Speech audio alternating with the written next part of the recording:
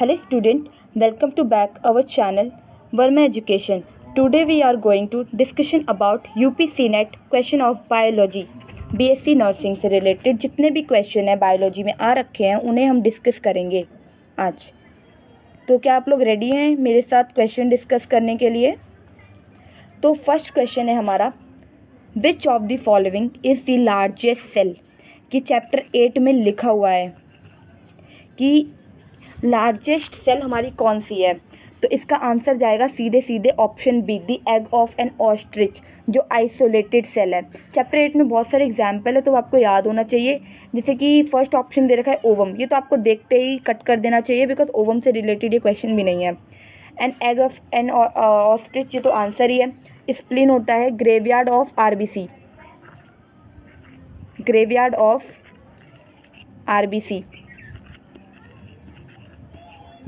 ठीक है। और चौथा है नर्व सेल, ये तो आपको देखते ही काट देना चाहिए, क्यों, ये भी नहीं होगा। ओके, नेक्स्ट क्वेश्चन की तरफ बढ़ते हैं। Which of the following vitamin is found in folic acid? Vitamin B9। Biomolecule chapter दे रखा है केमिस्ट्री वाली बुक में, अब वहाँ पे जाके ना सारे विटामिन्स के रोल वगैरह याद कर लेना, अदरवाइज आपको बहुत ज़्यादा दिक्कत होगी, है ना। तो आगे बढ़ते हैं। इस क्वेश्चन में ऐसा कुछ एक्सप्लेन करने जैसा नहीं था, तो आगे बढ़ते हैं। The only when that carry oxygenated blood, जो हमारी वेन है ना वो ऑक्सीजनेटेड ब्लड कैरी करती है, तो उसे हम कहते हैं पल्मोनरी वेन, पल्मोनरी वेन, ठीक है, sorry pulmonary vein. Which organism is considered as a missing link between reptile and birds? ये तो एग्जामिनर का फेवरेट क्वेश्चन है, ये स्टार मार्क कर लो भाई, हर एग्जाम में पूछा जाता है। इसका आंसर है आर्कियोप्टेरिक्स। एक टेबल दे रखा है इवोल्यूशन चैप्टर में, वहाँ आप जाके देख लो, आपको पता चल जाएगा। एक टेबल दे रखा है ब्रांकियोस्पोरस, फिर उसके ऊपर जाता है आर्कियोप्टेरिक्स, उसके और यहाँ से जाता है स्टेगोस्पोरस, फिर यहाँ से जाता है क्रोकोडाइल के बाद बहुत सारे लिंक दे रखे हैं, तो आप वो सब एक बार देख लेना, तो आपको समझ में आ जाएगा कि मैं क्या कहना चाहती हूँ, राइट। चलो आगे बढ़ते हैं, पता नहीं क्या क्या हो। ये आता है हमारा एनाटॉमी का question. Which element of xylem tissue from interconnecting water conducting channel? ये क्वेश्चन कह रहा है कौन सा एलिमेंट है जाइलम टिश्यू पे जो इंटरकनेक्टेड रहता है वाटर कंडक्टिंग चैनल के लिए? ये हमारा है वेसल एंड ट्रैकेट्स, सीधा सीधा इसका आंसर जाएगा वेसल एंड ट्रैकेट। ये दोनों ही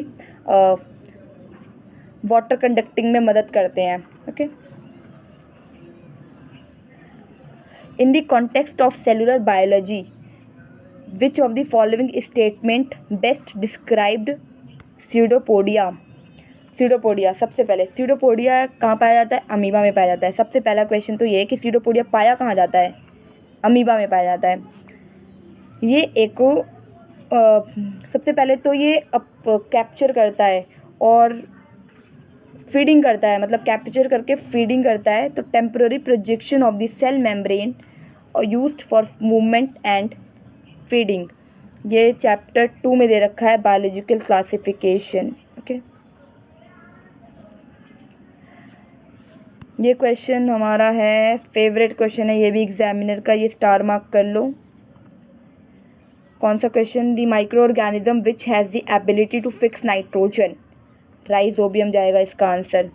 यूग्लिना अमीबा और वायरस बिल्कुल मत कर देना, अगर यूग्लिना अमीबा वायरस में से कोई इसका आंसर दे रहा है तो वो बहुत बड़ा बेवकूफ़ है, बिकॉज ये माइक्रोब्स इन ह्यूमन वेलफेयर में दे रखा है, तो आप वहाँ जाके देख सकते हो, क्योंकि इसमें ऐसा समझाने लायक कुछ था नहीं, क्योंकि ये तो याद करने वाली चीज़ है। Select the correct incorrect statement. पहले सबसे पहले आपका क्वेश्चन का हक है आपका कि आप क्वेश्चन को देखते पहले ये देखिए कि इसमें करेक्ट पूछा है या इनकरेक्ट पूछा है। मेल जर्म सेल जो होता है वो प्रोड्यूस होता है मेल पॉलिन ग्रेन द्वारा, सही बात है। Female gamete is present in stigma, बिल्कुल नहीं। फर्टिलाइजेशन जो होता है वो फर्टिलाइजेशन जाइगोट देता है, सही बात है। The fusion of male and female gamete is known as, अगर मेल एंड फीमेल गैमेट का फ्यूजन हो रहा है तो उसको हम फर्टिलाइजेशन कहते हैं, तो इसलिए इसका आंसर जाता है ये। विच of the following filtration of kidney? Kidney की फिल्ट्रेशन जो होती है, मतलब किडनी द्वारा जो फिल्ट्रेशन होती है वो किसके थ्रू होती है? ऑब्वियस सी बात है, नेफ्रॉन, क्योंकि न्यूरॉन तो हमारे ब्रेन में होता है।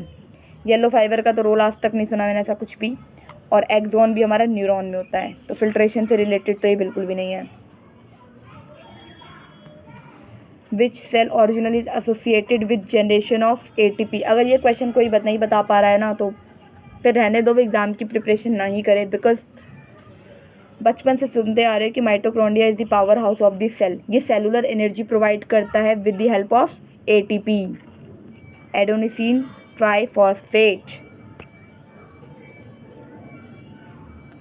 With reference to cell part, cytoplasm. Cytoplasm की डेफिनेशन पूछिए तो सीधा सीधा है कि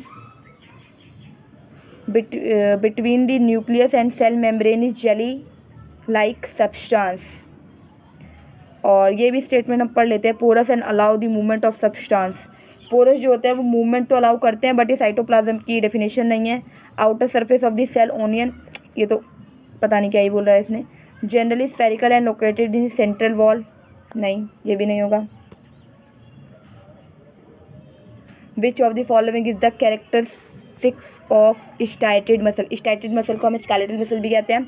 सबसे पहले तो ये तो आपको एलिमिनेट कर देना चाहिए, बिकॉज आपको ये पता होना चाहिए कि स्केलेटल मसल जो होती है ना उनमें ब्रांचिंग प्रेजेंट होती है, तो अनब्रांचिंग वाले सारे ऑप्शन काट दो, सब में अनब्रांचिंग है, सॉल्व क्वेश्चन। बट आपको तीनों की डेफिनेशन याद करनी पड़ेगी, स्टाइटेड, कार्डियक एंड स्मूथ मसल, ठीक है। सिलेंड्रिकल होती है, मल्टीन्यूक्लिएटेड होती है। Unique characteristics of Annelida. Annelida का यूनिक कैरेक्टर बताओ। देखो सबसे पहले हम पढ़ते हैं सीलोम। सीलोम होते हैं 3 तरह के, सीलोमेट। सबसे पहले आता है हमारा सीलोमेट, तो सीलोमेट होता है यानी ट्रू सीलोम जिसमें प्रेजेंट है, वो होता है सीलोम जिसमें ट्रू सीलोम प्रेजेंट हो, उसे हम कहते हैं सीलोमेट्स। तो उसके एग्जाम्पल है एनिलीडस से लेकर कॉर्डेटा तक, और स्यूडोसीलोम जिसमें फॉल्स सीलोम प्रेजेंट होते हैं, तो इसका एग्जाम्पल है एस्केलहेलमिन्थेस। और ए सीलोमेट जिसमें सीलोमेट एब्सेंट है, तो इसका एग्जाम्पल है प्लेटीहेलमिन्थेस। ये सारे एग्जाम्पल आपको याद होने चाहिए। तो ये जो है ना, ये तो यूनिक कैरेक्टर नहीं हुआ। यूनिक कैरेक्टर का मतलब है कि वो किसी एक फाइलम में पाया जा रहा है, तो ये ऑप्शन तो हो गया हमारा कट, ये ऑप्शन तो हो गया कट। अब बात करते हैं नेफ्रीडिया। नेफ्रीडिया क्या करता है? ऑस्मो रेगुलेशन करता है, रेस्पिरेशन करता है, किस में? एनेलिडा में, तो यही इसका आंसर हुआ। हर्माफ्रोडाइट भी ये तो कॉमन फीचर्स हो गया।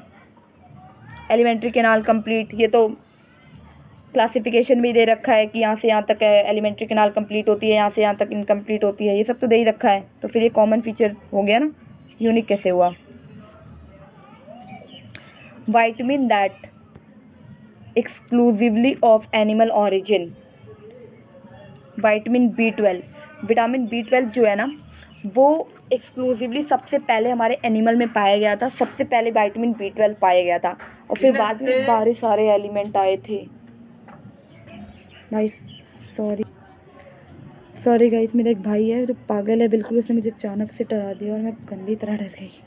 चलो हम आगे बढ़ते हैं। कहाँ पे थे? सॉरी, ये क्वेश्चन हो गया था। येलो कलर इस पपाया ड्यू टू, ये होता है कैरोटीन एंड ज़ैंथोफिल के द्वारा, और स्पेसिफिकली कैरिकाजेंथिन, ठीक है, ये आपको याद रखना पड़ेगा। The absorption of nutrient and exchange of respiratory gases between blood and tissue, तो इसका आंसर जाएगा कैपिलरी। ये आपको सीधे सीधे से पता होना चाहिए कि कैपिलरी आंसर जाएगा इसमें। Sorry. The subject is related to study of fossils. Study of fossils यानी पैलेंटोलॉजी। ये सीधा सीधा आंसर जाएगा, इसमें कुछ याद करने जैसा नहीं, याद करने जैसा ही था भाई। देखो ये आ गया हमारा इनकरेक्ट, करेक्ट। तो इनकरेक्ट पूछा है न्यूरॉन द्वारा। The cell body of the neuron has many nuclei, true.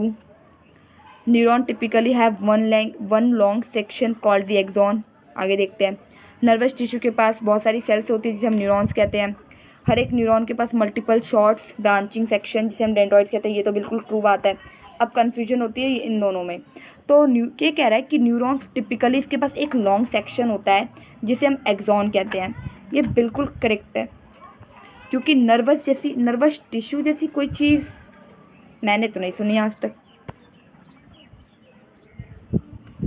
Gene is made up of nucleotide. अब न्यूक्लियोटाइड में इसमें 3 चीज़ें आती हैं। सबसे पहले आता है पेंटोस शुगर, फिर आता है नाइट्रोजनस बेस, फिर आता है फॉस्फेट ग्रुप।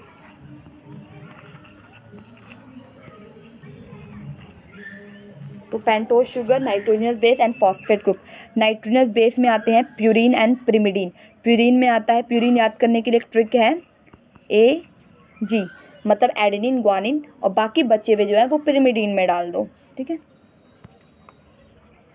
तो इसका आंसर मैं बता देती हूँ, न्यूक्लियोटाइड बता दिया था वैसे मैंने। Which is the hot spot for biological diversity of India. 3 hotspot थे, Indo Burma, Himalaya and western Ghat. बाकी तो और दे भी नहीं रखा, इतने से कंफ्यूजन भी नहीं होनी चाहिए।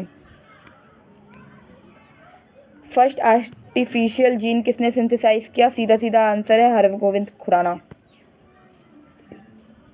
फैट स्टोरिंग टिश्यू आपको पता होना चाहिए, चैप्टर 7 का है शायद ये, chapter 7 structure organisation in animal. Adipose tissue यही हमारे फैट स्टोर के लिए होता है। एपिथेलियल तो आपको पता है कि वो इन्वायरमेंट को फेस करती है, और एरियोलर टिश्यू भी स्किन के नीचे ही पाया जाता है, लेकिन हमारे फैट के लिए एडिपोज टिश्यू होते हैं जो फैट को स्टोर कर लेते हैं।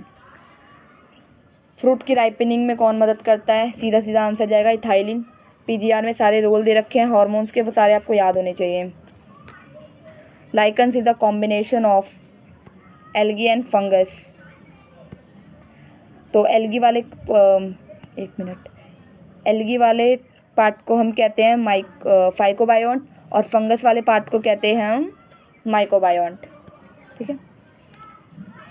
चलो, तो ये हो गया हमारा कंप्लीट। आई होप आपको ये समझ में आया होगा, और अगर आपको कोई चीज़ नहीं समझ में आती है तो आप वो कमेंट सेक्शन में बोल सकते हो कि नहीं मुझे नहीं समझ में आया, तो मैं उस चीज़ को दोबारा एक्सप्लेन करने की कोशिश करूँगी। देखो हमारे 24 क्वेश्चन हो गए हैं, 12 मिनट के लेक्चर में 24 क्वेश्चन विद एक्सप्लेनेशन मैंने कर दिए हैं। तो आपको 1 महीना एग्ज़ाम है तो पढ़ते रहना है उसके लिए, और बाद में मिलते हैं नेक्स्ट वीडियो में जो भी चैप्टर आपको पढ़ना होगा। Thank you for watching.